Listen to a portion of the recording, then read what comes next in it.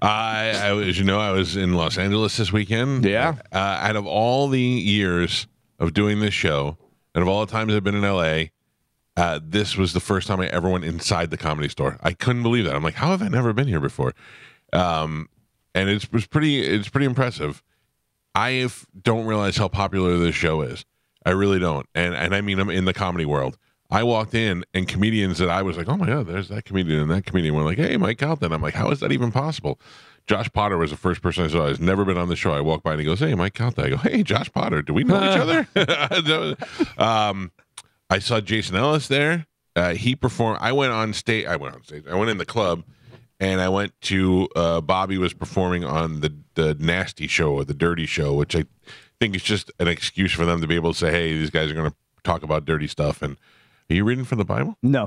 What did you just do? You just open up a little book. My notes. Oh, I just thought you opened anything? it and you looked up. I thought you were saying a prayer like, let's please, Lord, make this show be fantastic. Before the show, I say that. Okay, right, yeah. okay. Thank you. So I saw one guy that I did not know that I thought might be one of the funniest guys I've ever seen. Rick. I forgot. I'll tell you. I'll find it in a second. And Morty. No. His name was Rick Flair. Dude. Overton. Bobby. Ricky Bobby. Anyway, while he was up there, there were two guys.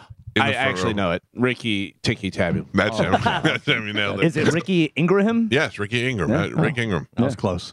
He got up there, and I know it's a lot of it was crowd work and the dirty stuff. And there were two guys from the front from Australia, and they both had hair like they were in Game of Thrones, like shaved on the sides and pulled back, you know. And everybody made fun of them because they were two Australian dudes in the front row. But Rick Ingram took it to the next level, man. He spent most of his 15 minutes calling them dumb, and that anybody from Australia was dumb.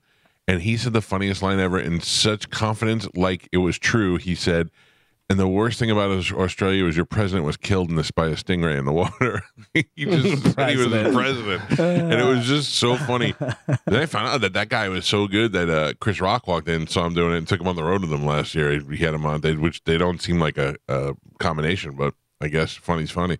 But who else? Jason Ellis was up there, and it's so interesting to me that when he was on this show, he was complaining because I was asking him all questions about being gay, which I found very interesting because he had lived this straight life, is married and had kids and stuff all these years, talked about getting molested by his own father, and then all of a sudden one day was like, oh, and I'm gay.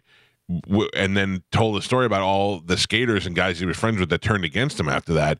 And I was blown away by that, except Tony Hawk, who's one of his best friends. So when he came in here, I had questions. I had things I wanted to ask him, and he got a little annoyed that I was less talking about his stupid fight that he was doing and more about his gay lifestyle.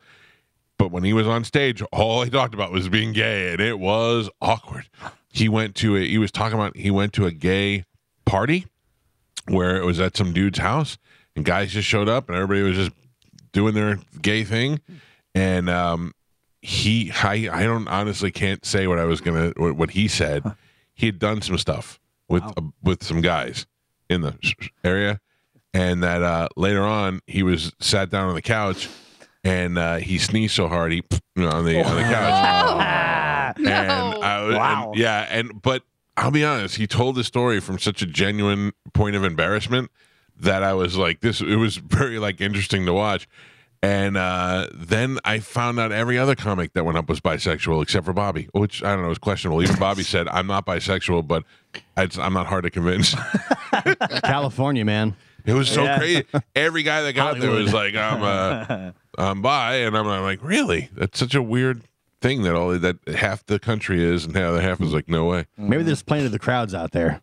I don't know. It's one thing to be like, hey, I think David Beckham's attractive. Hey, this guy is really liberal. Or another one to be like, I was in a closet with two guys. Which is what a lot of them were saying. Anyway, it was very funny. It was a good time. I spent a lot of time with Andrew Santino from Bad Friends. You look at that Bad Friends studio on the internet, and it looks so elaborate. Then you go in there, and it's just a desk in a corner, and I'm like, oh, that kind of ruins it a little bit. I saw that guy. I went to this Mexican restaurant. A lot of the restaurants that I want to go to are like high-end restaurants. This one wasn't. It was a local favorite that was supposedly really good. It's California and it's Mexican. It sucked. It sucked terribly, and I was mad that we were there. And then when I left, that guy from 30 Rock was there, the frou-frou Page guy, Jack something. Oh yeah, Yeah. And I go, must be a hotspot. played Kenneth on there, but Yeah. So I thought we were going for hot dogs. I thought that was on the agenda. did not make it to Pink's. Oh, I man. know. Jack McBrayer. Big prayer. Yeah. That's it.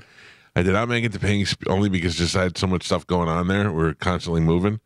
But I did go to Dan Tanner's on Sunday night, and that was awesome and terrible at the same time. Why? Terrible.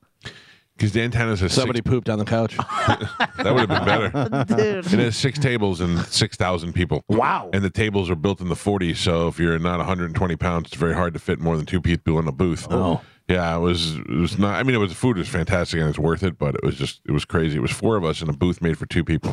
So, and 2 of them were me and my brother. So the table. That was my next question. Yeah, I had to.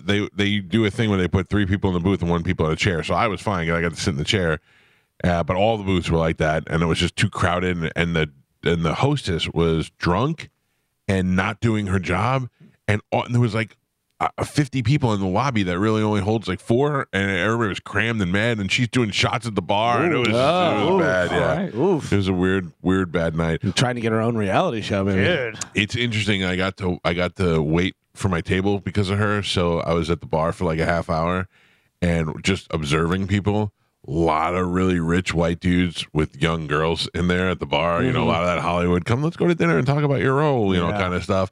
A lot of $300,000 Rolexes and 2 smoking hot 20-year-olds. You know, it was pretty interesting.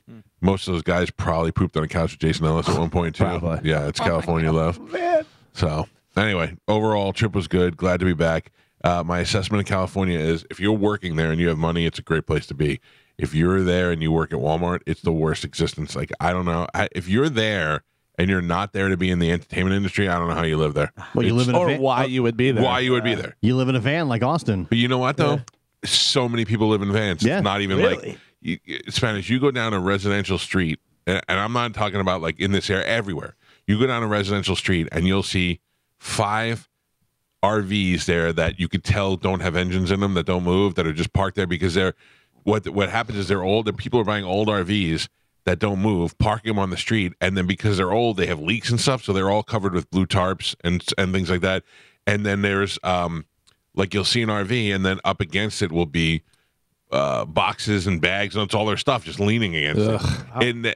And these are on residential streets Yeah, like where could people you live. imagine living there with your kids and you got just RVs and tarps and boxes and everything Because there? you're trying so hard to make your neighborhood nice, and then these people are bringing it down by living in your streets. And that's not even the homeless people. Like the homeless people that live like I was walking down Sunset Boulevard, and my niece had to stop me because I almost kicked a lady in the head. She was laying out sideways, and I didn't see her, and my foot almost hit her in the head. Wow. And I thought, well, that poor lady, she lives there, you know, like in front of this store. It's really sad. It's sad because you don't know who to give money to and who not to give money to, and who benefits from it, and who's just going to go back and do drugs or whatever. Or some people just don't have homes, you know. They should just move to Ukraine. They'll get money. Dude, Yeah, you're not kidding. you know.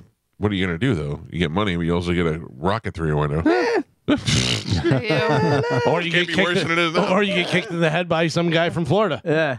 I mean, listen, if you believe the news, we're dominating Ukraine right now. They're not worried about rockets anymore. I'm worried about We're rockets everywhere. destroying tanks. Yeah, no, it's going to get crazy. One highlight though was at the Dirty Show. The Dirty Show was a bunch of comics. I only went because Bobby was performing on it, and it was Bobby, Rick Ingram, Jason Ellis, and somebody else. And then all of a sudden they were like, hey, we have a very special guest here from Austin, Texas, Tony Hinchcliffe. And Tony Hinchcliffe came up and bombed so hard. Oh, really? Oh, it was terrible. He did one of the things where he'd say something and he'd just put his head against the microphone. It was like he definitely didn't want to be there. Was he drunk? No, I think he was in the main room, so he's like, I'm not wasting anything on the small room, you know.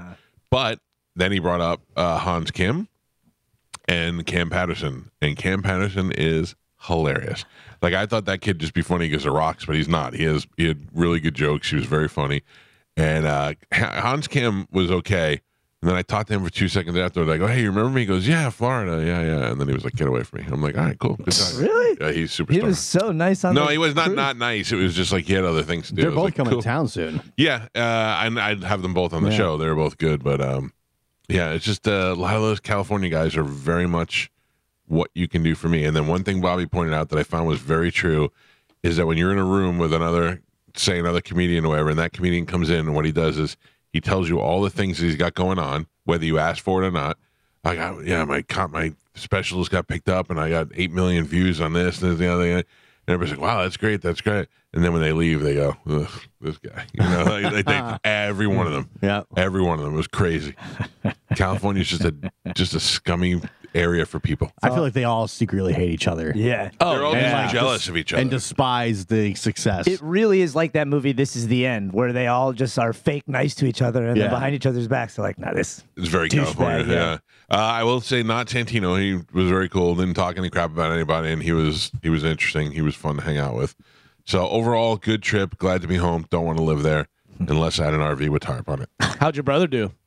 He did really well. Yeah. Really? So he is filming a documentary about trying to do stand-up comedy, for those of you who don't know. And he went up in front of the crowd. He was supposed to do 5 to 7 minutes with no rush on it. He can go long if he wanted to. He got off stage. He hit all his jokes. His flow needs to get better as it's picked up. He was a little bit, slow moving, but it's the first time he did it, But that was the only criticism. His jokes hit hard. They all went well. He had a good closer. He had a good thing at the end. And when he was done, he did 28 minutes. And nobody really. Awesome. He gets off stage and he was like, was that too short? And they're like, too short. You're supposed to do 5 to 7 minutes. You did 28 minutes, and the crowd was into it the whole time. We were like, 28 minutes. We had to go back and check it. It was like unbelievable. And we couldn't believe it. None of us believed it was that long because it went so well. And he goes, so I just have a Netflix special. I was going to say, yeah. In a couple of weeks, he's have a whole hour. Yeah, I just have a Netflix special. That's wild. Yeah, his jokes were very much, they brought appeal. Everybody kind of related to him. They were funny. He had a couple of shots he took at me, which was not nice. Does the crowd know that it's a documentary being filmed, or it's... This crowd did? Okay. So he's done 2 so far. He did one to a crowd of people that we knew. He did one to a crowd of people that knew that he was filming a documentary, and now he has to do one at an open mic next week.